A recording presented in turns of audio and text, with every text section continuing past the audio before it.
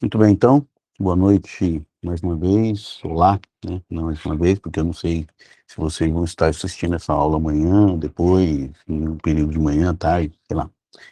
A ideia nossa hoje, como segunda aula, é que a gente possa estudar um pouco mais de modelos matemáticos e aquilo que nós tínhamos colocado ontem, os modelos matemáticos, eles são traduzidos da linguagem cotidiana para um mundo mais formal, onde a gente possa encontrar soluções quantitativas por meio das funções, tá bom? Então, na prática, o modelo é uma descrição matemática, então, na verdade, vamos lá. Hoje a aula, a nossa aula remota do dia 13 de fevereiro, tá bom? Então, a ideia nossa aqui é sempre poder trabalhar com um modelo matemático, que é o que nós temos aqui, que é uma descrição matemática, certo? Por meio de aquilo que nós tínhamos conversado, por meio de uma função ou uma equação. Na verdade, o que que ele vai representar, né? O que nós estamos procurando aqui? Sempre descrever, a ideia nossa é poder descrever, descrever fenômenos do mundo real, né? Com o tamanho de uma, como por exemplo, o tamanho de uma população, a demanda de um determinado produto, a velocidade com que o objeto cai, a concentração de um produto numa reação química, a expectativa de vida de uma pessoa, custo de um determinado redução de poluentes, o próprio, tudo aquilo que nós encontramos de problemas, a gente tenta criar modelos, né? Então, o que que é o modelo mesmo? Ele é entendimento de um fenômeno que possa ter previsões do seu comportamento futuro, tá bom? Essa é a nossa brincadeira aqui de hoje. E como que eu faria isso? Como é que eu modelaria alguma coisa? Como é que eu encontraria uma forma de resolver problemas, né? Então, nós temos lá um problema real, certo? Eu vou ter que encontrar uma metodologia, um método, uma condição para quê? Para que eu possa formular um problema, formular, né? Formular quer dizer o quê? Eu vou encontrar uma fórmula, certo? Vou encontrar uma fórmula, vou encontrar uma equação, vou encontrar uma lei, certo? Que nada mais é do que uma função, tá bom? Então, eu chego no modelo matemático, que é a minha função, tá bom? E a partir daí, eu vou tentar resolver o problema. Para que que eu vou resolver o problema? Para que eu possa tirar conclusões matemáticas. Conclusões matemáticas, na prática, é conclusões quantitativas. O que nós estamos preocupados aqui é em quantitativo. Isso é o que nós estamos preocupados. Valores numéricos, certo? E aí eu começo a interpretar esses valores quantitativos para saber, ó, eles vão realmente funcionar? Eles vão dar conta daquilo que eu preciso, né? Por que que eu faço isso? Porque o meu objetivo é encontrar ou fazer previsões do mundo real. É tentar entender o que que vai acontecer lá na frente. E eu só consigo fazer isso se essa sequência aqui for muito bem trabalhada, tá? Quem que trabalha com isso? Várias pessoas da área de ciências exatas. O engenheiro trabalha nessa linha aqui, certo? Vai ter esse problema. O estatístico trabalha nessa linha aqui, né? O profissional da computação trabalha nessa linha aqui. Profissionais das sociais aplicadas que estejam preocupados em encontrar quantidades numéricas também trabalha nessa linha aqui. O matemático aplicado, certo? Matemático, você tem dois tipos de matemático. Você tem um matemático puro, que é o cara que trabalha com soluções e problemas matemáticos pela matemática, e tem o matemático aplicado, que é aquele cara que utiliza a matemática para resolver problemas, tá bom? Todos eles trabalham dentro dessa linha, todos eles trabalham com esse problema aqui. E aí a gente pode avançar com as nossas atividades, tudo bem? Então, é, quais são os modelos que nós temos pela frente? Nós temos vários modelos pela frente, nós podemos é, caracterizar uma função baseado em algumas características, né? Eu tenho lá, por exemplo, uma função que posso chamar ela de modelo linear, eu posso chamar uma função de modelo quadrático, modelo polinomial, eu posso linearizar a função, e isso é muito importante. Depois, lá na frente, talvez a gente possa ter um tempinho para poder discutir sobre isso. Então, assim, a gente tem várias condições que nós podemos criar para poder dar conta das nossas situações e das nossas condições, tudo bem? Então, o que que nós vamos fazer hoje? Nós vamos conhecer os tipos de funções que nós temos, ou os tipos de modelos, tá? Toda vez que vocês se preocuparem com essa palavra modelo nesse curso, lembrem que nós estamos associando ela a quê? A função, tá? E é por isso que nós estamos aqui, porque nós vamos estudar funções baseado em ferramentas de cálculo, tudo bem? Então, quando a gente diz o primeiro modelo que nós vamos estudar hoje, o primeiro modelo que nós vamos estudar hoje, são os chamados modelos lineares.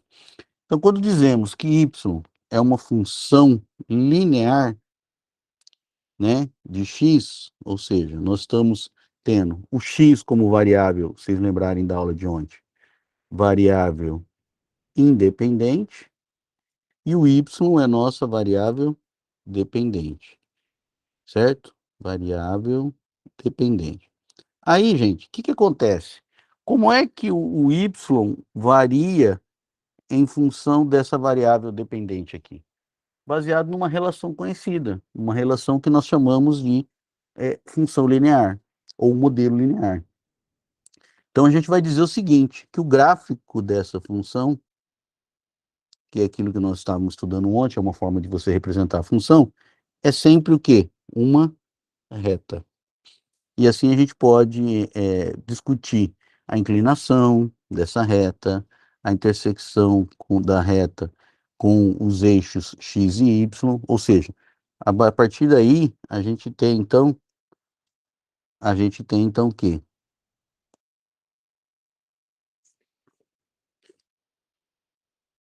A partir daí a gente tem as nossas condições de poder trabalhar aquilo que nós vamos chamar aqui de funções lineares, tá bom? Então, essa é um pouco do nosso trabalho aqui hoje. Então, aqui que a gente tem uma. Opa! Que o bicho anda para lá e para cá. A gente tem aqui, então, o quê? Uma função. Epa, ele tá só se caminhando um pouquinho, mas ele vai chegar lá. Mas então a ideia nossa aqui é que a gente possa ter uma função linear, tá bom? Ou seja, aqui a gente encontra, então, uma função linear. Toda função linear ela tem algumas características, e a gente vai começar a aprender as características das funções. A primeira delas, que é a linear, ela tem um coeficiente, que a gente chama de coeficiente angular. Vou apagar aqui, que deu uma borrada nas minhas coisas. Então, ele tem uma coisa que nós chamamos aqui de coeficiente linear. Ah, desculpa, mentira. Esse é o coeficiente angular. Esse é o coeficiente angular, tá? E o coeficiente linear. Coeficiente linear. O que que esses caras representam na prática da minha equação? Eles têm duas características. Primeiro delas, a inclinação. Então, o m é o coeficiente angular da reta, e o outro coeficiente linear, ou interseção, eles têm duas características. Primeira delas, o coeficiente angular vai dar a tangente, supondo que eu tenho um ângulo alfa aqui, a tangente desse ângulo alfa é o meu coeficiente angular. Ele dá uma medida de inclinação da minha reta. E o outro é o coeficiente linear, é o ponto onde a reta toca o eixo y, tá? Então são as duas características da minha reta. A gente tem um exemplo aqui, por exemplo, peguei o y igual a 3x menos 2, e aí a gente pode trabalhar e encontrar essas relações aí. É muito comum a gente também encontrar a raiz do meu gráfico, a raiz da minha função. O que que é a raiz da minha função? O que que é a raiz da função, certo? É exatamente o ponto aonde a função intercepta o eixo x. Nesse exemplo aqui, ó, só para a gente brincar um pouquinho, nem tá na coisa, mas só para a gente brincar um pouquinho, aonde é que esse gráfico aqui, ó, você pensar, f de x igual a 3x menos 2, tá aqui o gráfico dele. Então esse gráfico aqui é o f de x, meu. Aonde é que esse gráfico intercepta o eixo x? Onde ele intercepta o eixo y, eu já sei. Aqui intercepta o eixo y, certo? Agora, a pergunta que eu quero saber é como é que nós vamos encontrar a raiz da função? Ou onde a função vai interceptar o eixo y? Essa é o segundo problema que nós temos que dar conta aqui, tá? Como é que nós vamos encontrar esse problema? Como é que nós vamos saber aonde a função intercepta? Se vocês olharem aqui, e para cada ponto daqui, nós temos um valor de x e temos um valor de y. Quanto vale o valor de y nesse ponto aqui que a função intercepta o eixo y? Quanto que ela vale? Ela vale zero. Então, nós sabemos que é o seguinte, quando, quando f de x for igual a zero, então, ou seja, quando o valor da função for igual a zero, nós vamos ter o ponto no eixo x, aonde a função intercepta, certo? Mas para nós, f de x nada mais é do que o quê? 3x menos 2. Isso aqui não é, ó, f de x não é igual a isso aqui? E aí eu quero saber aonde que o f de x, onde o f de x é igual a zero. Quando eu quero saber onde que o f de x é igual a zero, o que que eu tenho então para resolver? Uma equaçãozinha do primeiro grau, né? Então você sabe que 3x é igual. Se é igual a menos 2 aqui, então ele é igual a 2 do lado de lá. Na prática não é passar para lá e para cá, tá, gente? A gente está somando mais 2 dos dois lados, mas teoricamente é isso que a gente está fazendo. Na prática a gente está resolvendo desse jeito. Então nós sabemos que x... Eita, Rodrigo, tá bom hoje, hein? Então nós sabemos que que x é igual a 2 terços, certo? Ou seja, esse ponto aqui, ó, uma apagada que está muito bagunçado isso aqui. Esse ponto aqui, ó, aonde a reta intercepta o eixo x, equivale a x igual ao quê? 2 sobre 3. E ele também é chamado o quê? Raiz da função, certo?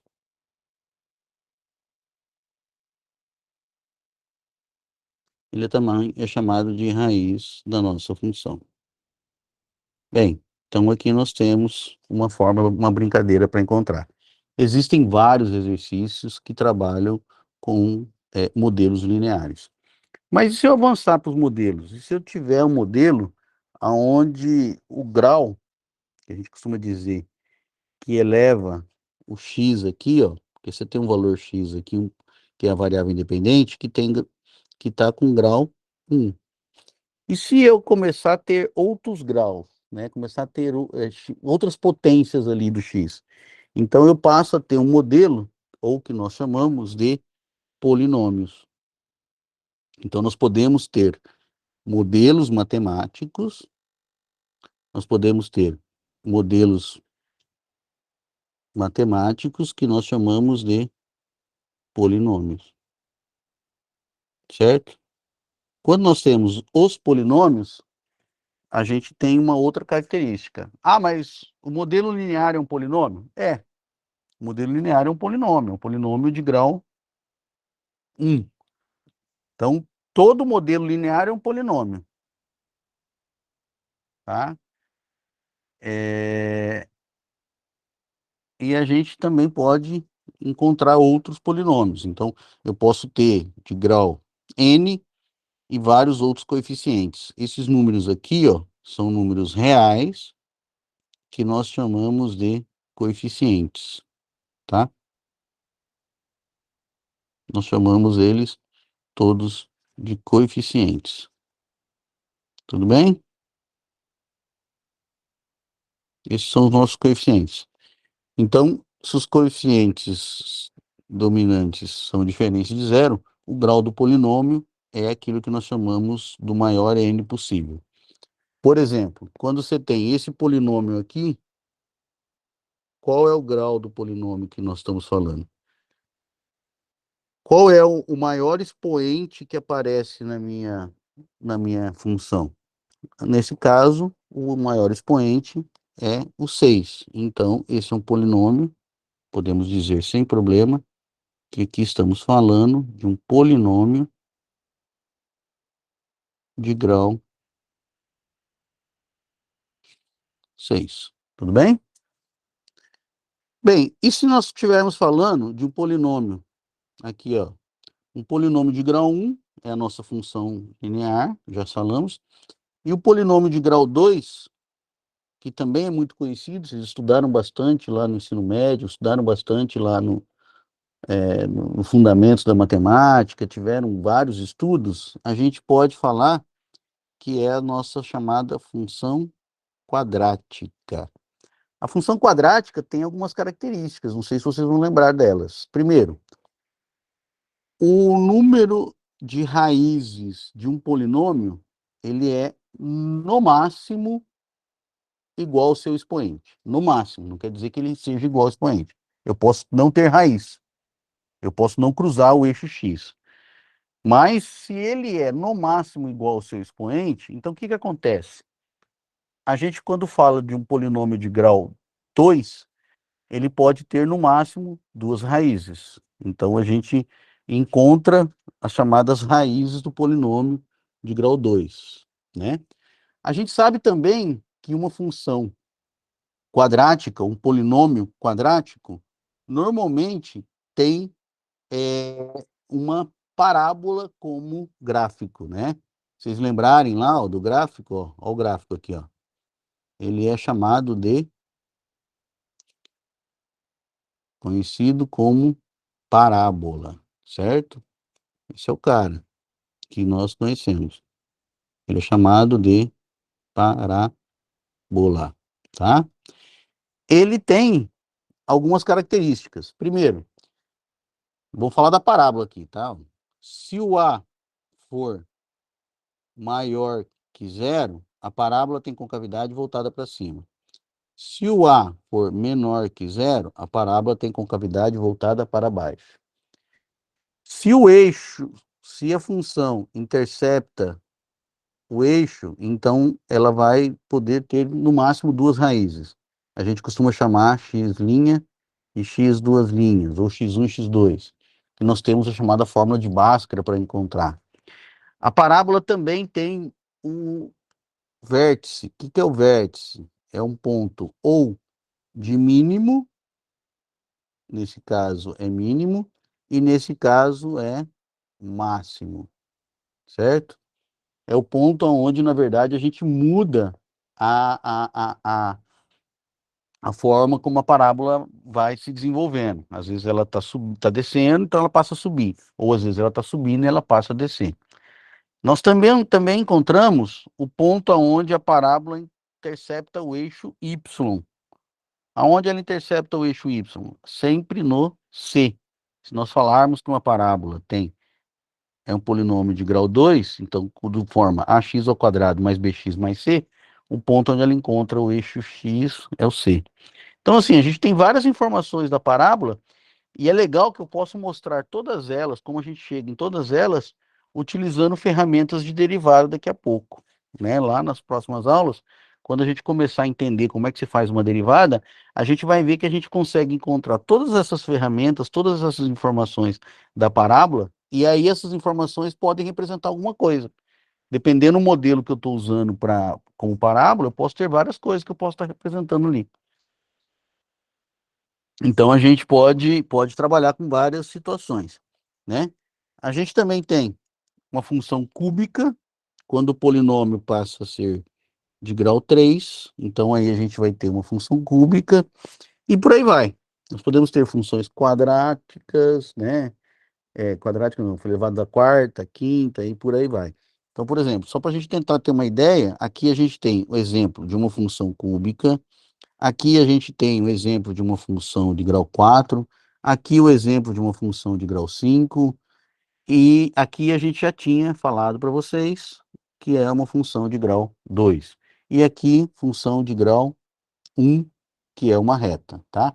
Então aqui nós temos as várias funções, os vários modelos que a gente tem quando falamos de polinômios. Professor, mas só existe função polinomial? Não existe outro tipo de função? Existe. Existem as chamadas funções potência. O que é função potência? Né? É uma função que tem um f de x, aonde a gente sabe que o x pode ser elevado a um n, certo? Onde esse n é o inteiro que a gente vai definir. Se ele for um inteiro positivo, então fica fácil. Por quê? Porque aqui, ó, ele tem grau 1, aqui ele tem grau 2, aqui ele tem grau 3, aqui ele tem grau 4, grau 5. Percebam que quando o expoente é ímpar, a função tem valores positivos e negativos. Ó. Positivos, tem aqui o valor positivo e negativo. Tem valor positivo e negativo. Tem valor positivo e negativo. Por que que eu percebo isso? Porque o grau do meio, a potência, é ímpar. E o que que acontece quando tem grau par?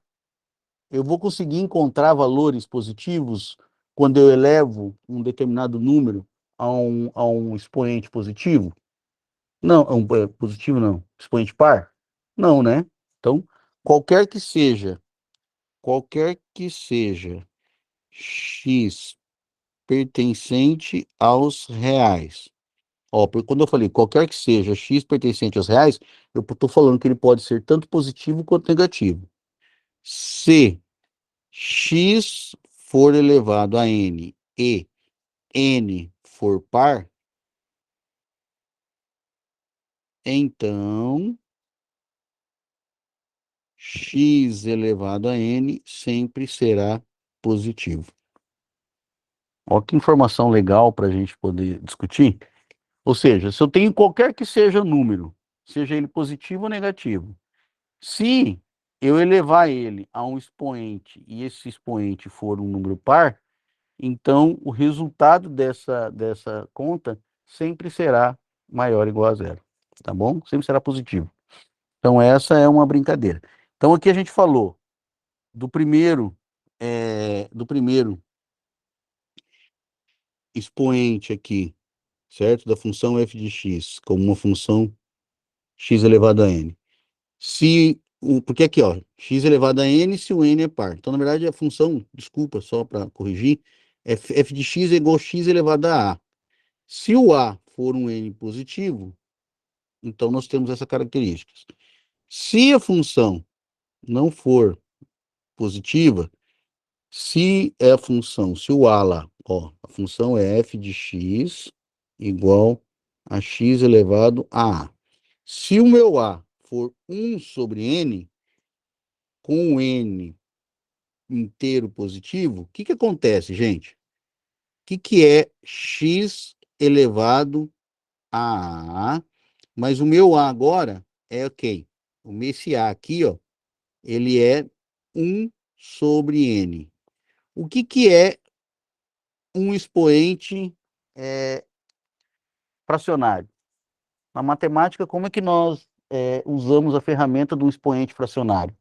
Então, quando você pegar lá um expoente fracionário, x elevado a 1 sobre n, nada mais é do que raiz enésima de quem? De x. Então, nós passamos a ter funções que são função raiz. Então, nós chamamos isso de função raiz. Raiz enésima quer dizer o seguinte: se o n for 2, é raiz quadrada; se o n for 3, é raiz cúbica; se o n for 5 quarto, é raiz quarta, então por aí vai, tá bom? Então, essa é a característica. E aí a gente tem as características do gráfico, tá? Quais são as características do gráfico? No gráfico ele tem o seguinte modelinho aqui, né? Eita, dá uma bagunçada aqui no meio de campo. Vamos lá, voltar.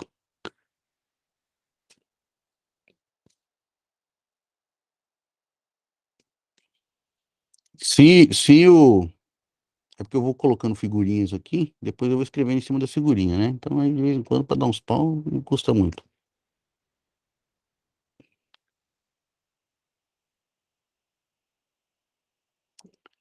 Então, o que que nós sabemos? Se aqui eu falo de raiz quadrada, então nós temos o gráfico de uma raiz quadrada. Se eu falo de uma raiz cúbica, então esse aqui é o gráfico da raiz cúbica. Como é que a gente vai descobrir isso? Como que a gente vai saber que os gráficos são desse jeito? Bem, primeiro que a gente vai acostumando. Conforme a gente vai trabalhando com modelos, a gente vai encontrando os resultados, vai sabendo como é que eles funcionam, tá? Mas eu posso usar ferramentas tecnológicas para isso, né? Eu posso usar ferramentas para brincar. Por exemplo, se eu pegar lá, é,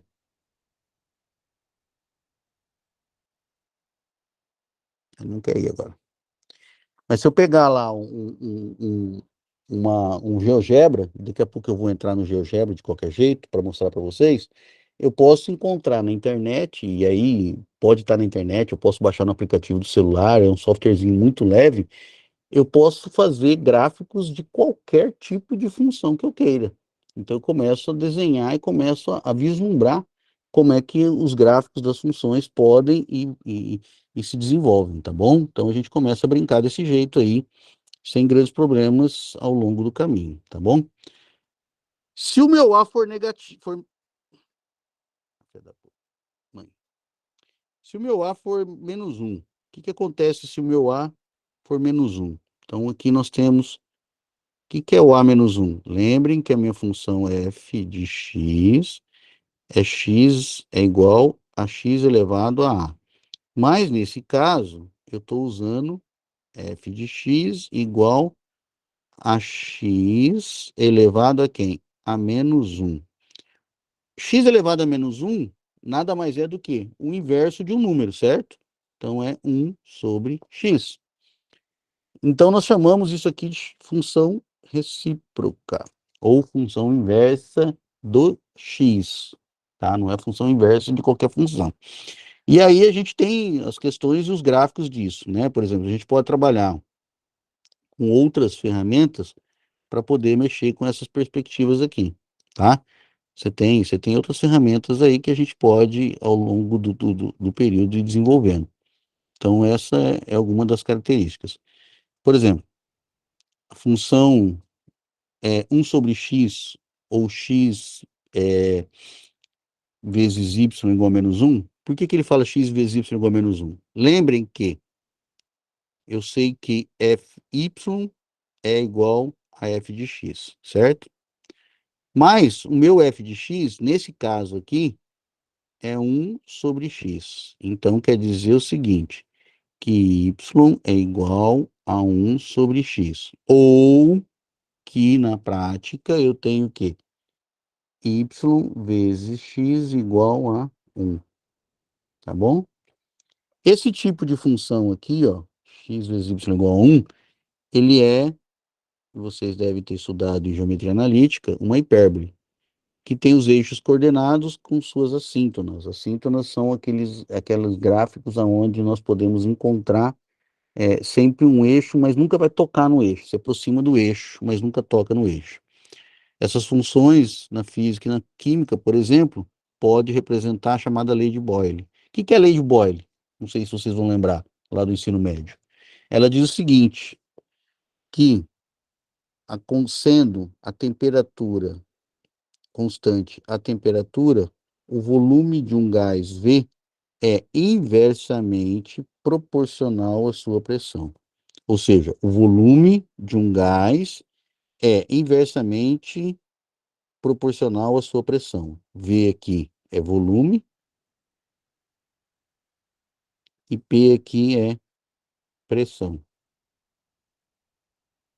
Ah, o que é esse C, professor? Constante. É uma constante, tá bom? Isso para temperatura constante.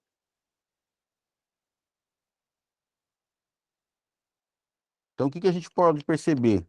Que se eu manter a temperatura constante e eu começar a diminuir a pressão do gás, né? Ou seja, o que é o ar comprimido? O ar comprimido é aquele que tem pouco volume, né? Por isso que a ideia de ar comprimido. O ar comprimido, você consegue pôr bastante quantidade de gás num volume pequeno. Por que que eu consigo colocar? Porque eu aumentei a pressão, então eu diminui o volume. É aquela brincadeira da gente falar, ó, né? Todo mundo pergunta, mas o que que é um ar comprimido, né? O que que é ar comprimido? Você está comprimindo o ar. Por que que você consegue comprimir? Você diminui a pressão e aumenta o volume, tá? Então, como é que a gente organiza o gráfico disso? Como é que a gente entende o gráfico disso? Se isso é o gráfico, né, da brincadeira, ou seja, conforme eu vou aumentando a pressão, ó, aqui eu vou aumentando a pressão, o que que acontece com o meu volume? Ele vai diminuindo. Então eu posso falar do ar comprimido que nós tínhamos aqui. Tá vendo como sempre a gente vai encontrar ferramentas, a gente sempre vai encontrar problemas para poder discutir, a gente sempre vai encontrar coisas para poder se organizando? Então, essa é uma das características que a gente usa. Mas nós falamos, ó, nós falamos de função modelo linear ou função linear, depois nós falamos de função polinomial, depois, ou de polinômios, depois nós falamos de função de potência, nós já falamos e a função de potência, são três características. Agora a gente vai poder falar do quê? Das funções racionais. O que são funções racionais? Na prática, as funções racionais, elas estão vinculadas a uma razão, né? O que é uma razão? Eu sempre vou estar preocupado com o quê?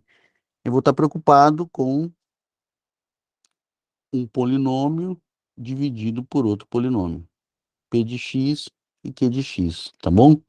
Então, esse é um polinômio p de x, é uma função, e esse aqui é um outro polinômio q de x. Então, a gente define uma função racional, a gente pode definir uma função racional como a razão de dois polinômios. Tudo bem?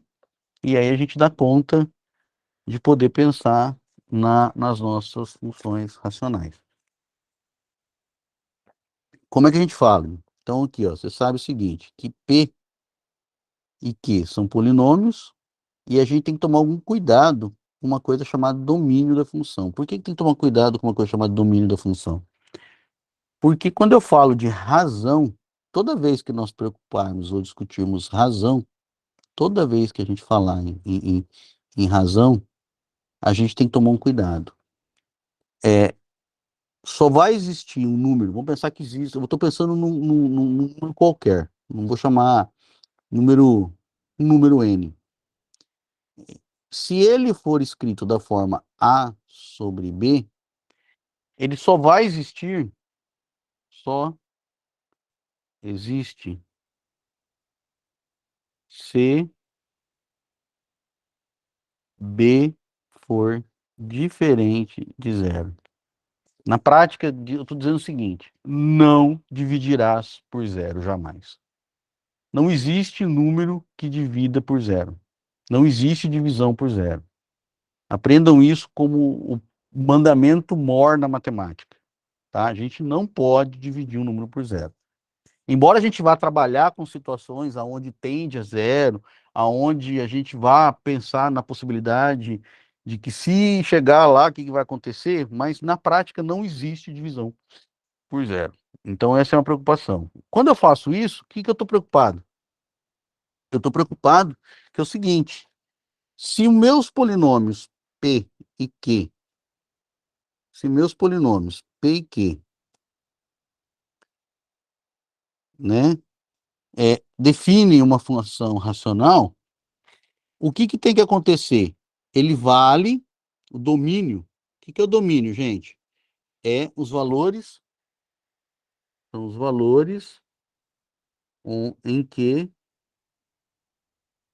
x exista, tá?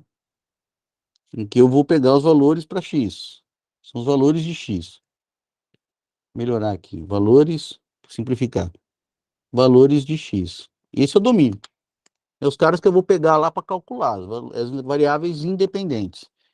Aonde que eu vou dizer que esse polinômio existe? Então, o domínio consiste em todos os valores de x, todos os valores de x, tais que o resultado do polinômio da divisão não pode ser igual a zero. Tem que ser diferente de zero. Tá bom? Então, um exemplo simples de uma função racional é a função f de x igual a 1 sobre x. Por que que aqui isso aqui é uma função racional? Fala para mim, ó. Supondo que f de x seja igual a 1 sobre x. Se f de x é igual a 1 sobre x, quem é o polinômio p de x? Nessa função f aqui. Quem que é o polinômio p de x? 1, né? E quem é o polinômio q de x? O próprio x. Também vale. Não é porque é uma constante que não vai dizer que não existe. Existe. E é qual a preocupação minha? O x tem que ser diferente de zero. Tá bom? Um outro exemplo aqui está dizendo o seguinte, ó. F de x é uma função aonde esse cara é o p de x, mas ele está brincando comigo hoje, né? Hoje está diferente. Esse cara é o p de x,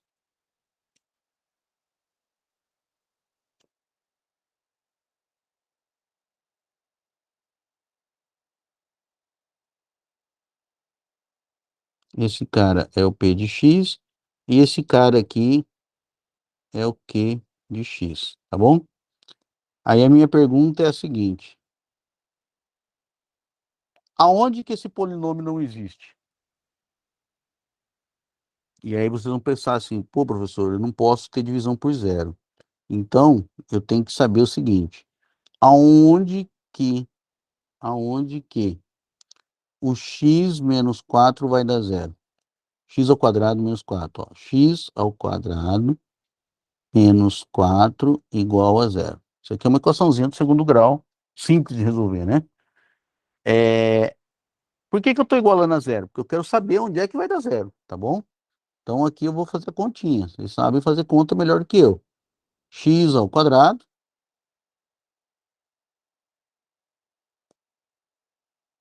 Então você tem lá que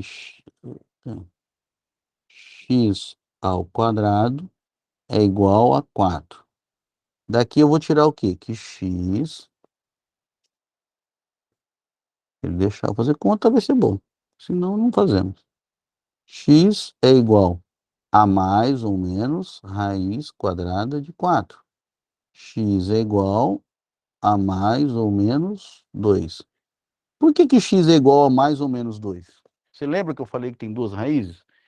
Se eu lembrar que x ao quadrado é uma parábola, quer dizer que ela tem um gráfico mais ou menos assim, ó. Ela tem um gráfico mais ou menos assim, ó.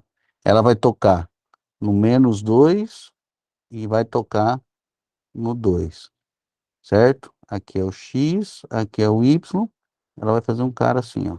Isso é a função x desse cara aqui, ó. X ao quadrado menos 4. Eu não posso usar nem no menos 2 nem no 2 porque vai dar zero. Então eu não posso ter divisão por zero. Então eu tenho uma preocupação de não usar esses valores aqui, tá bom? Para esse cara aqui. Ah, o de cima é outro, é x a quarta, tudo bem. Então você pensar como é que é o gráfico da função está aqui, ó. Esse é o gráfico da função, tá bom? Nós vamos discutir, podemos até mexer com ele depois, um pouquinho lá na frente. Mas essa é um pouco da nossa brincadeira,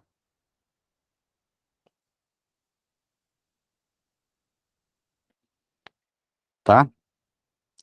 A partir daí eu posso ter as chamadas funções algébricas. O que são funções algébricas? Ou como é que nós chamamos as funções algébricas? Ela é construída por meio de operações. Então eu passo a ter outras operações algébricas, como por exemplo, adição, subtração, multiplicação, divisão, raízes e por aí vai, do que é de funções polinomiais. Tudo bem? Então, se eu começo a trabalhar com outras funções polinomiais, eu passo a ter as chamadas funções algébricas. Um exemplo de uma função algébrica muito legal, muito bacana, é a chamada teoria da relatividade, né? Teoria da relatividade de Einstein nada mais é do que uma função, aonde eu coloco a massa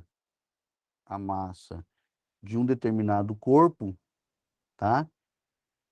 Ou de uma partícula, como uma função da sua velocidade, certo?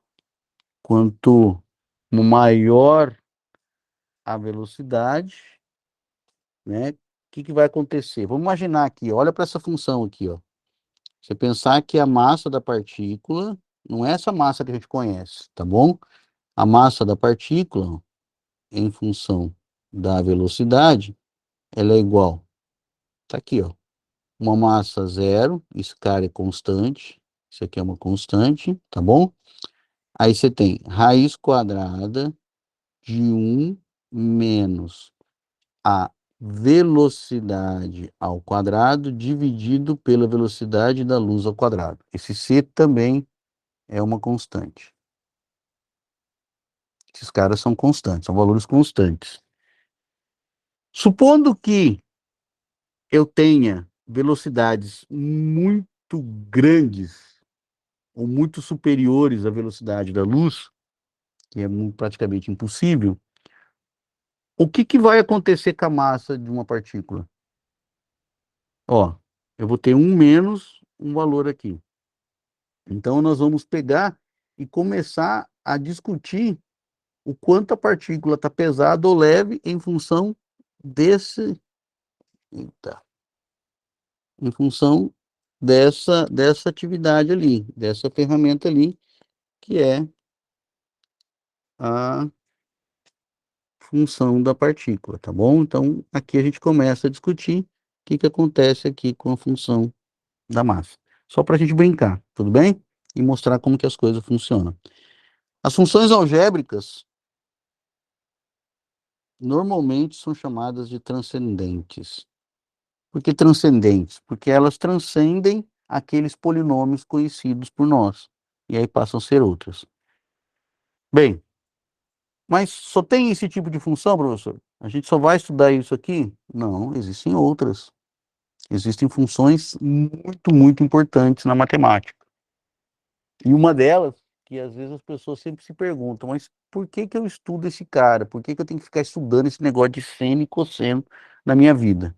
São as chamadas funções trigonométricas, tá? É, primeira coisa, vamos pensar que as funções trigonométricas, elas vão acontecer num domínio X aqui, que a gente sempre usa como chamados radianos. Então, são medidas, medidas em grau desculpa, o grau, a medidas em radiano. Medidas em radiano. Antes de voltar, de ver esse gráfico aqui, eu vou chamar a atenção para vocês.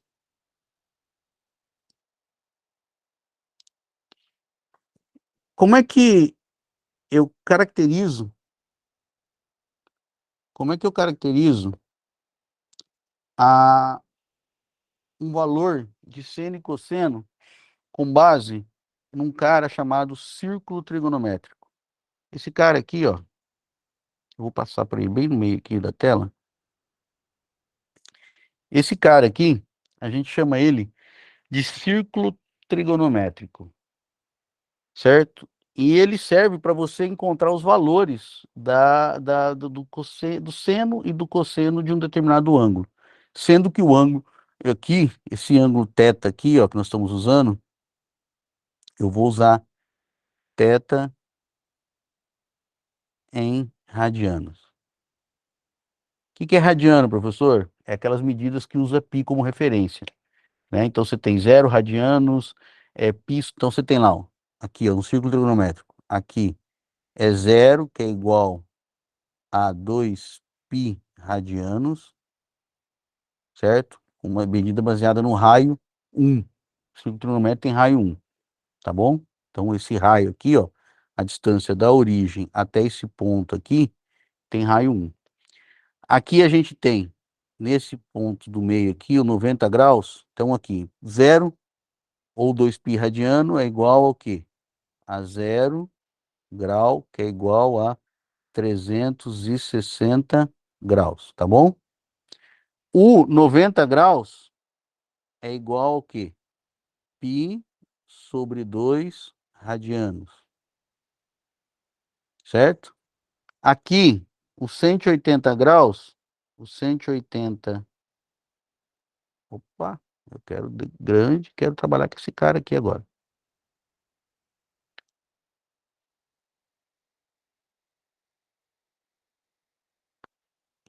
Os 180 graus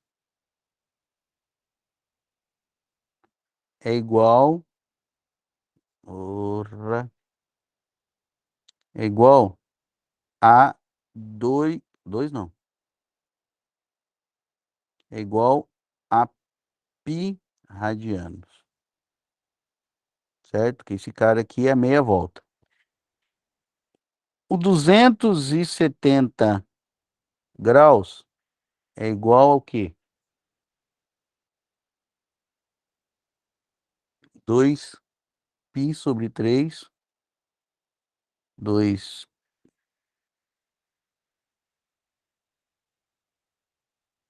π sobre 3 radianos. Tá bom? Então, esses são as nossas informações. Olhando para essa figura, eu quero saber o seguinte: quanto vale cosseno de 0? Quanto vale cosseno de π sobre 2? Quanto vale cosseno de π?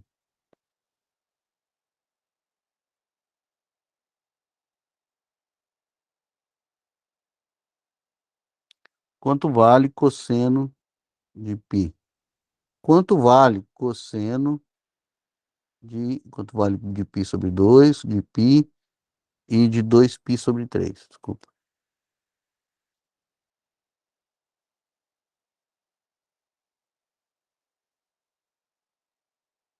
2π sobre 3. Quanto vale cada um desses caras aqui? Como é que a gente descobre o valor do cosseno? Vocês lembrarem lá do triângulo retângulo, esse cara aqui é a hipotenusa, esse cara aqui é o seno e esse cara aqui é o cosseno, certo? Como esse círculo trigonométrico tem raio 1, então a hipotenusa sempre vale 1. Como é que eu calculo o cosseno do ângulo θ aqui, sabendo que esse cara é um triângulo retângulo. Vocês lembram disso? Quem que é cosseno de θ? Ó, cosseno do ângulo θ é igual a quem? É igual a cateto adjacente, esse cara aqui, não é? Ó? Cateto adjacente, certo? Então, nesse caso aqui, eu vou chamar de um valor. Aqui é hipotenusa, aqui é cateto adjacente e aqui é cateto oposto. Então, é cateto adjacente dividido pela hipotenusa. Mas quanto é a minha hipotenusa? A minha hipotenusa é o valor do raio. Se eu estou falando de um círculo trigonométrico, essa hipotenusa tem valor de quanto? H é igual a 1. Então, o cosseno do ângulo θ é igual ao meu cateto adjacente. O meu cateto adjacente nada mais é do que a projeção desse cara aqui, ou seja, do meu cateto adjacente, certo? Ou seja, o cosseno desse ângulo é esse tamanho aqui, ó. Esse tamanho aqui, ó. Esse tamanho aqui é o cosseno do meu ângulo. Se vocês lembrarem da definição de seno, o que que acontece? Quem que é seno? Seno é a mesma coisa. Seno do ângulo θ é igual ao quê? Seno do ângulo θ é o cateto oposto, que é esse cara aqui, ó. Esse é o cateto oposto, esse é o cateto adjacente, dividido pela hipotenusa. Mas como a hipotenusa é 1, então vai sobrar o quê? Vai sobrar que seno de θ é a medida do quê? Do cateto oposto. Na prática, o que que eu quero dizer, gente? Eu quero dizer o seguinte, que o valor do cosseno desse ângulo aqui é exatamente a distância que nós temos do zero até aqui. Esse cara aqui nada mais é do que o valor do cosseno de θ, desse ângulo θ.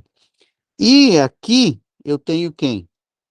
Aqui, ó, eu estou dizendo o seguinte, que essa distância aqui, ó, essa distância aqui, ela é o seno do ângulo θ. Na prática, eu estou falando que essa medida aqui, equivale ao cosseno de θ, e essa medida aqui, que é igual a essa aqui, equivale a quem? Ao seno de θ. Cosseno de θ, seno de θ. Isso é a medida do triângulo retângulo. Então, quando o meu ângulo for zero, esse θ for zero, eu vou estar com o gráfico aqui. Então, quanto que vale o cosseno? Quanto vale o cosseno de zero? Não é essa distância aqui, ó, daqui até aqui, ó, não é essa distância aqui que eu estou fazendo o gráfico do cosseno de zero? Então, quer dizer que cosseno de zero vale 1. E quanto vale cosseno de π sobre 2? Quando o ângulo tiver 90 graus, o cosseno vai estar em cima do zero. Então, cosseno de π sobre 2 vale zero. E quanto vale cosseno de 2 de π de 90 graus? Ele vai estar aqui em cima, ó. Então ele vai estar no menos 1. Aí a gente diz que o cosseno de π equivale a menos 1. E quanto vale o cosseno de 2π sobre 3? Zero também. Aí quando você pega para o seno, quando você vai no seno, na tabelinha do seno, o que que vai acontecer? Seno de zero vale quanto? Seno de zero está aqui, ó. Vai estar em cima do zero. Então, seno de zero vale zero. Quanto vale seno de π sobre 2? Seno de π sobre 2 vale 1. Porque quando tiver com 90 graus, ó, o seno é esse cara aqui, ó. Então, ele vai estar aqui, ó, em cima. E aqui eu vou olhar para o seno de π sobre 2.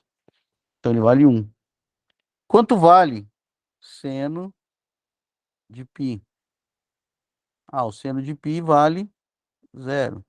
Quanto vale o seno de 2π sobre 3? Menos 1, porque ele vai estar aqui, ó. Ele vai estar no menos 1 no eixo y. Ou seja, para que eu possa descobrir os valores do cosseno, eu vou olhar para o eixo, valores do cosseno, eu vou olhar para o eixo x, certo? Para que eu possa saber os valores do seno, eu vou olhar para o eixo y. Isso quando eu estiver falando do círculo trigonométrico. Eu não estou falando de gráfico de função. Mesmo porque isso aqui não é um gráfico de uma função. A circunferência não é um gráfico de uma função. Mas ela serve muito bem para eu entender essas relações aqui. E aí eu posso trabalhar com a tangente, que é esse valor aqui, ó. Eita, agora ficou grandão demais. Eu posso trabalhar com a tangente, certo? Quem que é a tangente? Tangente é a razão de quem? Do seno de θ sobre o cosseno de θ. Aí é tangente. Posso trabalhar com a secante, posso trabalhar com a cotangente, e por aí vai. Posso trabalhar com a cossecante. Então, nós temos várias medidas que a gente usa baseado no círculo trigonométrico.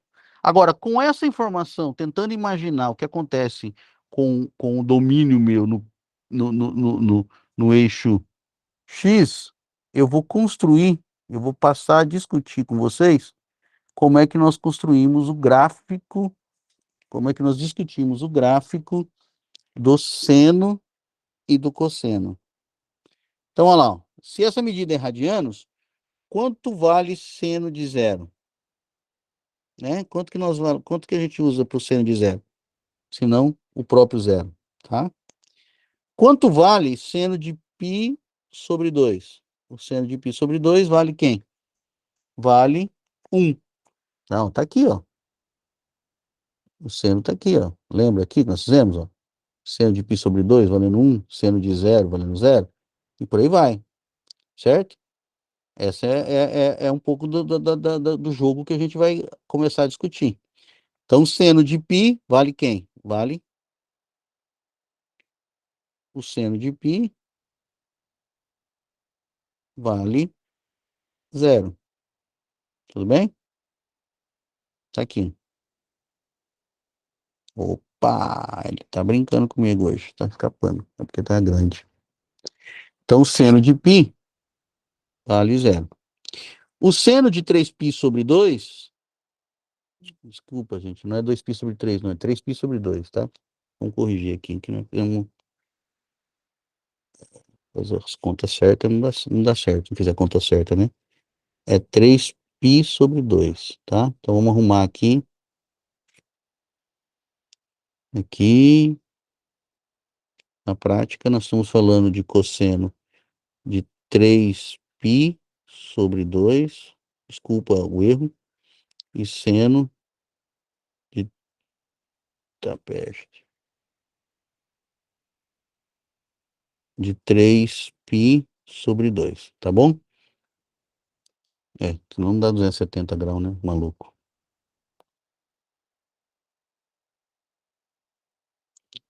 Então aqui você tem 3π sobre 2 vale quanto? Vale menos 1. 1 vale 1. Quando eu volto por 2π, eu volto no zero. Então, se vocês olharem essa função, ela tem um período, ó. Qual é o período dela? De 0 a 2π. Esse aqui é o período da função. Por que que eu falo período da função? Porque a partir daí ela começa a se repetir. A partir do 2π, ela vai ter as mesmas características anteriormente. E quando eu olho para o cosseno, como é que eu faço quando eu vou olhar para o cosseno? É a mesma coisa. Quando eu olho para o cosseno, é o mesmo problema. Quanto vale cosseno de zero? Aqui, ó. Quanto vale cosseno de zero? Ele vale 1. Quanto vale cosseno de π sobre 2? Ele vale 0. Quanto vale cosseno de π? Você lembra lá no gráfico? Vale menos 1. Certo? Quanto vale cosseno de 3π sobre 2? 0. E quanto vale o cosseno de 2π? Ele volta a valer 1 novamente. A partir daqui, a partir daqui, ela também começa a se repetir. Então, nós temos também o período. E aí vem a pergunta, por que que a gente estuda, então, funções trigonométricas? Porque a gente tem na natureza, em vários modelos, em vários problemas, uma coisa chamada periodicidade. As coisas acontecem por períodos, né? Você pensar um ano é periódico, a estação é periódica, a energia elétrica você modela por funções periódicas, você tem várias situações que são periódicas, elas tendem a se repetir. Então a gente utiliza a ideia do seno e do cosseno. E aí a gente pensa, pode começar a perguntar assim, tá, mas e aí, a partir daí o que que você faz, né? Como é que você organiza? Os valores de seno e de cosseno sempre têm resultados que estão dentro de quem? Qual o intervalo? Qual a imagem dos valores de seno e cosseno? Se você pegar aqui no gráfico, ó, voltando para o gráfico aqui, ó, sempre o valor tanto do seno quanto do cosseno, eles sempre vão estar aqui, ó, numa faixa de valores que vai de quanto? Vai de -1 a 1, né? E aí você pegar, pá, vai lá. Se você pegar o do cosseno, é a mesma coisa. Ele sempre pega uma faixa que vai do -1 até quem? 1. Então a gente pode dizer que essa função, ela é sempre limitada. A função seno e cosseno, ela é sempre limitada, ou seja, eu posso criar um padrão de limite para ela que é entre -1 e 1, certo? Matematicamente, em termos de valores absolutos, eu posso usar essa notação aqui, tá ok? Então, esse é um outro modelo que a gente muito usa, uma outra função que a gente vai estudar e vai entender como é que a gente vai calcular a derivada, como é que vai calcular a integral, como é que a gente se constrói funções a partir dessas funções conhecidas. Aí a gente tem as chamadas funções exponenciais. O que que são funções exponenciais? É diferente das funções de potência, tá, gente? A função de potência era uma função f de x do tipo x elevado a um a. Esse a aqui era um número, tá? Conhecido, um número conhecido. Podia ser positivo, podia ser negativo, podia ser uma raiz não, uma razão, não tem problema. Mas a variável estava aqui embaixo. A variável estava na base. A variável está na base. Que tipo de função era essa que a gente estava? Então nós temos aqui agora a chamada função logarítmica, exponencial, desculpa. Então se vocês pegarem e pensarem, o que que a gente tinha? A gente tinha lá uma função que era chamada função de potência, que era essa aqui, ó, f de x igual a um x elevado a A. Agora a gente tem uma outra característica. Agora a base passa a ser um número conhecido e a variável passa a ser a minha potência, tá? Então eu passo a ter uma função f de x igual a b elevado a x. É completamente diferente disso, né? Então você tem lá, por exemplo, y igual a 2 elevado a x, y igual a meio elevado a x. Quando eu penso aqui, ó, y igual 2 elevado a x, nada mais é do que eu falar o seguinte, ó, f de x é igual a 2 elevado, igual a 2 elevado a x, tá bom? É a mesma coisa. Então essa é a nossa ferramenta aqui. E aí a gente passa a discutir tudo isso, passa a discutir os gráficos de uma função exponencial, tem essas características, ou seja, quando o A, que é a base, né, ou B aqui, é maior que 1, quando o B, que é a base, for maior que 1, Então, nós temos um crescimento da minha função. Ó, ela vai fazer isso aqui. Ela vai crescer. Então, você tem uma função crescente. Quando o B é menor que 1, e o B aqui, a gente sempre costuma dizer em valores menor que 1 para poder trabalhar, aí a gente passa a ter uma função decrescente, tá? E para que serve isso, professor?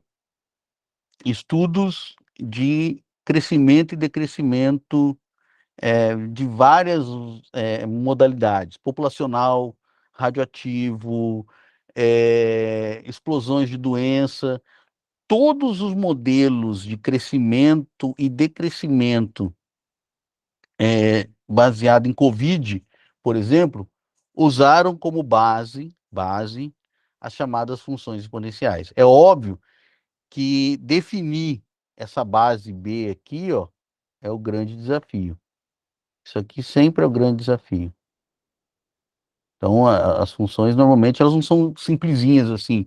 Ah, f de x igual a bx, e a gente descobriu o b, acabou. Não, você vai ter várias composições aí que a gente vai estudar um pouco ao longo do caminho, tá bom? Funções logarítmicas é a mesma coisa. Só que aí a gente usa o expoente na base logarítmica, tá ok? Existe uma função logarítmica muito importante, que é a chamada ln de x, né? É o logaritmo neperiano. Então, é muito comum, e a gente vai usar muito a função f de x igual a ln de x, é a base do logaritmo neperiano. Na verdade, o que que é ln de x? Nada mais é do que log de x na base e, tá? Quem que é a base e? É a base neperiana. E por que que essa função é tão importante? Porque o inverso dela, o inverso de f de x igual a ln de x, f de x igual ln de x, implica que o inverso, f a menos 1 de x, passa a ser e elevado a x. Então, a gente consegue trabalhar com uma base exponencial. E aí a gente vai trabalhar com um monte de ferramentas aí, matemáticas ao longo do caminho, tá bom? Só por exemplo aqui, classifica as funções a seguir com base nos tipos que nós discutimos. Então, você tem o primeiro, f de x igual a 5 elevado a x. Essa é uma função exponencial, né? É diferente de uma função potência. G de x igual a x elevado a 5. Ela é uma função potência, ela é uma função polinomial, né? Onde o polinômio também é de grau 5. H de x é 1 sobre x dividido por 1 menos raiz de x. Ela é algébrica. Por que que ela é algébrica? Ela não é racional. O professor, tem divisão lá, basta você chamar 1 sobre 1 mais x de p e 1 menos raiz de x de q. As funções racionais são funções que nós temos divisão de polinômios. E os polinômios são funções aonde o expoente do x é sempre um número natural. Não é um número inteiro, nem um número racional, né? E quando a gente pega 1 menos raiz de x, quem que é esse cara aqui, ó? 1 menos raiz de x é 1 menos x elevado a quanto? A meio. Então, esse meio aqui do expoente não é um número natural. Se ele não é um número natural, essa função não é polinômio. Se ela não é polinômio, então h de x, que é 1 mais x dividido por 1 menos raiz de x, ela passa a ser uma função algébrica, sim, mas ela não é uma função polinomial. Racional, desculpa, racional. Por que que ela não é racional? Porque 1 menos raiz de x não é polinomial. Ah, mas e a de baixo? A de baixo é. 1 é a mesma coisa que 1 vezes t elevado a zero, menos t está elevado a 1, mais 5 vezes t elevado à quarta. Então, todas as variáveis aqui têm um expoente natural, considerando zero como natural, tá? Então aí a gente passa a ter um polinômio que a gente chama de grau 4, tá bom? Só para a gente entender um pouquinho.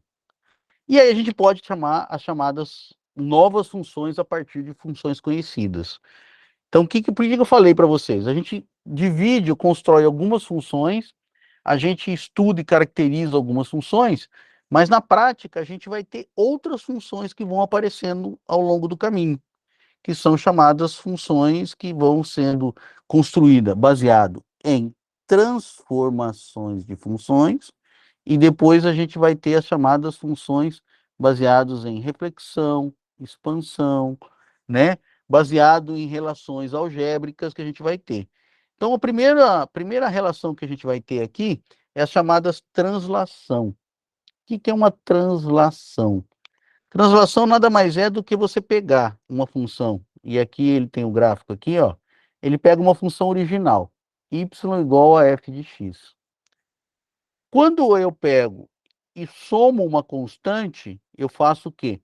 Eu vou transladar a minha função para cima, certo? Por quê? Porque o y é o resultado do f de x mais c, então eu vou pegar e subir. Quando eu pegar o y e fizer f de x menos c, eu vou pegar essa função aqui e vou transladar ela para baixo.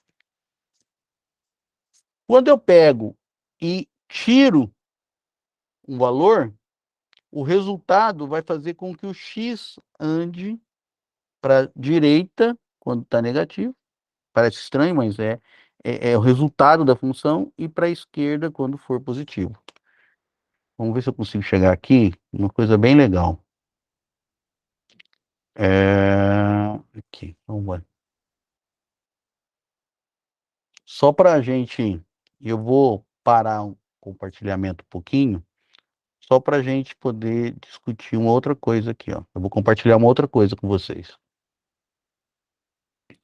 É, Vamos ver se a janela aparece. Fazer a janela, compartilhar a janela. Aí na janela eu quero compartilhar esse cara aqui, ó, chamado GeoGebra. Então, o GeoGebra, vocês podem procurar no Google lá, falar assim, GeoGebra. E é muito legal, porque o GeoGebra não tem nada de especial para vocês, tá? Mas ele tem uma característica que é muito boa, que é poder pegar e fazer gráficos de função de forma muito simples. Você tem um gráfico de uma função de forma muito simples. Supondo aqui, ó, que eu faço gráfico de f de x igual, tá vendo? Você tem lá o f de x, né? Você tem um maisinho lá em cima no canto da tela. Então a gente vai ter lá f de x igual a x. Olha lá, o x ele já fez uma reta, tá vendo? Se eu falar x mais 4, ele já pegou e transladou a reta. Se eu pegar o x e fizer menos 4, ele já desceu a reta. Ah, professor, mas o desenho do senhor lá tem x elevado a alguma coisa. Então vamos elevar alguma coisa. Vou fazer assim, ó. X, aí eu vou pegar e vou usar o circunflexo só para falar que é o cubo. X elevado ao cubo, tá bom? Aí eu vou pegar o x ao cubo e o que que acontece se eu somar 2 no x elevado ao cubo? Ó, se eu somar 2, o que que vai acontecer? O gráfico vai subir ou vai descer? Ele vai subir, né? Você lembra que o y faz com que ele translada para cima? Ah, mas e se eu pegar e fizer x igual a menos 2? Ele vai descer. Ah, professor, beleza. Mas e se eu pegar o x e fizer assim, ó, e fizer entre parênteses, x, eu vou pegar aqui, eu vou apagar esse x aqui, enquanto circunflexo, e vou fazer assim, ó, x mais, opa, não, vamos fazer assim, é diferente.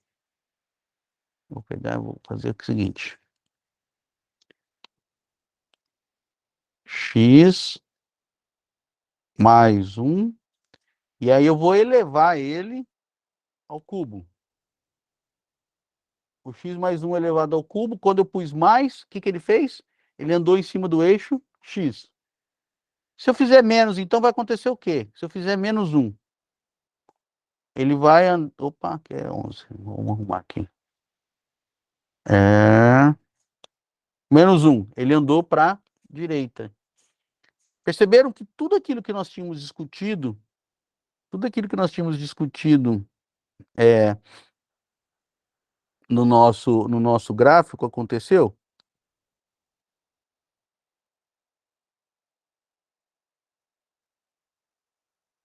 Então, todas aquelas discussões nossas estão acontecendo aí, tá bom?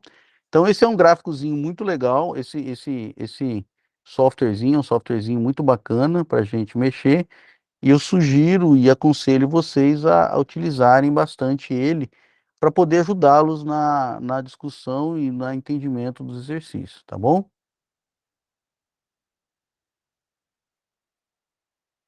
Vamos voltar aqui então. Bora compartilhar nossa tela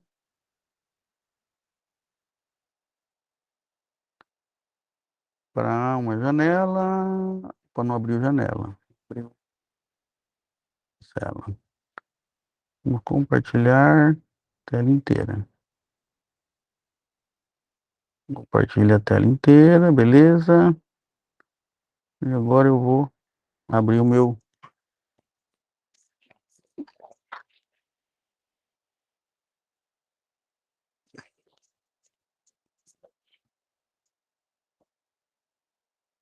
Eu podia passear de um lugar para o outro aqui sem problemas. Ele vai tanto para o GeoGebra quanto para o outro, mas tá bom. Então tá bom. Aí o que que a gente percebeu então? A gente percebeu que quando eu somo constante, eu subo, quando eu retiro constante, eu desço, quando eu calculo a função com o valor da constante dentro da função, se for negativo, eu ando para a direita, se for positivo, eu ando para a esquerda. A gente fez todos esses testes lá no GeoGebra, tá bom? E eu também posso ter a translação. O que que é a translação? Ou expansão, né? Translações, ela. Não, desculpa, translação é lá em cima. Eu posso ter, desculpa, a reflexão ou a expansão da função baseado em quê? Agora, aqui, eu trabalhei, se vocês olharem aqui, o y ficou constante e eu mexi com os f de x, tá? Ó. Agora que eu vou inverter. Agora eu vou trabalhar com valores para o y. Por que para o y? Porque se a minha função era y igual a f de x e ela passa a ser um cf de x, então eu estou mexendo no valor que eu vou chegar lá no resultado do y. Tá vendo? Ó? Eu passo a ter uma constante, multiplicar, eu vou fazer o quê? Eu vou expandir. Então, vocês olharem o gráfico aqui, ó, supondo que a minha função original era essa aqui, ó, y igual a f de x, quando eu multiplico por um número, pode ver que eu aumento o valor da função, tá? Então, multipliquei que número, professor? Cf de x. Se esse número for positivo, tá? Se eu pegar e dividir por um número, multiplicar por um número menor, 1 sobre c, eu vou fazer o quê? Eu vou contrair a minha função, ela vai ficar menorzinha. Tá bom? Tá aqui, ó. Se eu pegar e multiplicar lá dentro agora, CF de x, agora eu passo a multiplicar. Antes eu somei e subtraí, agora eu estou multiplicando e dividindo, tá bom? CF de x, então se eu passo CF de x, o que que acontece com a função? A função, ela faz o seguinte, ela vai mudar, eu vou comprimir ela. Se eu vou pegar x, ela vai expandir, tá bom? Se eu pegar e usar o negativo, beleza? Então, pessoal, aí então nós estamos falando aqui, ó, que se eu pego e multiplico por menos um, eu vou refletir em torno do eixo x, tá? Ó. Ele tem essa função aqui, e aqui ela como se ela espelhasse. Ela espelhou em torno do eixo X. Opa! Em torno do eixo X, tá bom? Tá aqui. Agora, quando eu multiplico a variável lá por menos x, ela faz o quê? Ela espelha, ela espelhou aqui, ó. Espelha em torno do eixo y, tá? Então é a mesma coisa que eu ficar brincando com as funções. Bem, conselho meu, conselho meu, façam isso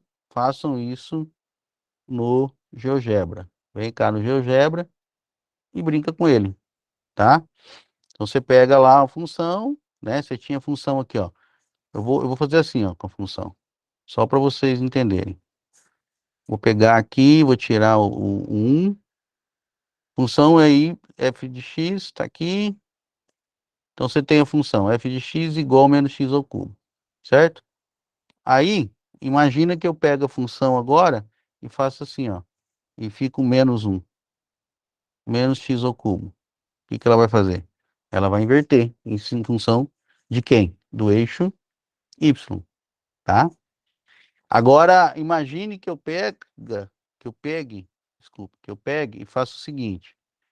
Eu vou pegar aqui e vou pôr um parênteses, vou tirar o expoente daqui e vou multiplicar menos x elevado ao cubo. Aí ele inverteu a função para o eixo y, tá?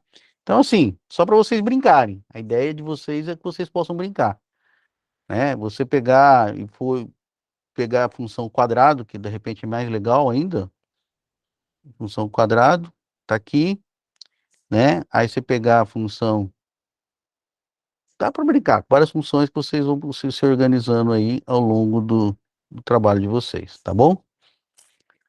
Aí a gente pode fazer o seguinte, para além dessas relações que você tem com a própria função, que é as relações de translação, que é um deslocamento, né? Você pode também ter a reflexão e a expansão, tanto horizontal quanto vertical. A gente também pode falar em soma, diferença, produto e quociente de funções, sempre tomando cuidado com o domínio da função, né? Lembra lá que eu não posso ter, por exemplo, aqui tem que ser diferente, não pode existir para x é tal que g de x dê zero. Não pode existir isso, tá? Então tem que pensar sempre nessas coisas. Se eu tiver uma raiz quadrada de números pode acontecer, raiz quadrada de x, se x for menor que zero? Não pode também, entendeu? Raiz quadrada de x não existe se x for menor que zero. É um cuidado que vocês têm que ter. Então, são os cuidados que vocês vão aparecendo para poder vocês exercitarem como é que vocês combinam sempre o quê? Domínio da minha função, tá? Mas isso aqui não vai se preocupar muito, que eu não vou cobrar isso com tanta veemência, não. E por último, a gente tem a chamada função composta. O que que é função composta? Função composta é a função da função. Percebam que assim, ó, eu vou falar que f composta g nada mais é do que eu aplicar a função f, né, ó, se eu falar lá, ó, f composta g, tá aqui, ó, f composta g, nada mais é do que eu aplicar a função f no resultado da função g. Então, supondo lá que eu tenha uma função g de x que é igual a 2x mais 1, e eu tenha f de x igual a x ao quadrado, como é que eu calculo f bola... Opa. Como é que eu calculo f bola g de x? Bem, f bola g de x nada mais é do que f de g de x. Mas quem que é g de x? G de x, nós falamos que é 2x mais 1. Então, é f de quem? Quem que é g de x? Eu vou pegar o g de x e vou substituir aqui dentro. Vai ficar 2x mais 1, certo? Mas o que que a função f manda eu fazer? O que que a função f manda eu fazer? A função f manda eu fazer o seguinte: pegue quem estiver no interior da função e eleve ao quadrado. Quem que está no interior da função? 2x mais 1. Então, 2x vai ficar 2x mais 1 e vou elevar ao quadrado. Se quiser abrir isso, você sabe abrir. O que que é 2x mais 1 elevado ao quadrado? 2x mais 1 elevado ao quadrado é 2x mais 1 vezes 2x mais 1. Ah, mas o que que é 2x mais 1 vezes 2x mais 1? Nada mais é do que 2x vezes 2x, que dá 4x ao quadrado, mais 2x vezes 1 dá quem? Opa, dá 4x. 2x vezes 1 dá 2x. Aí você tem, aqui tem 1. Aí você tem 1 vezes 2x dá quem? 2x de novo. Mais 1 vezes 1 dá 1. Ou seja, nós temos então 4x ao quadrado mais 4x mais 1. Quem que é esse cara? Esse cara é f de g de x, ou f bola g de x, ou função composta,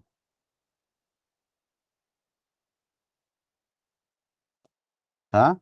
E aí, pessoal, a gente praticamente terminou a revisão de funções do nosso curso. A gente estudou várias funções, a gente estudou várias condições de poder estudar função. Conselho mais uma vez: pegue o livro, o texto, faça a leitura, é o capítulo 1 praticamente inteiro, certo? Estude com bastante carinho, veja os exemplos, refaça os exemplos. E vocês não precisam fazer todos os exercícios, podem fazer uma quantidade de exercícios que vocês acharem pertinentes. A lista de exercícios vai sair dali, as avaliações vão sair dali, e vocês terão condição de poder se organizar para fazer isso, tá joia? Feito isso, a gente encerra então a nossa aula de hoje. Amanhã a gente já inicia em limites e derivadas.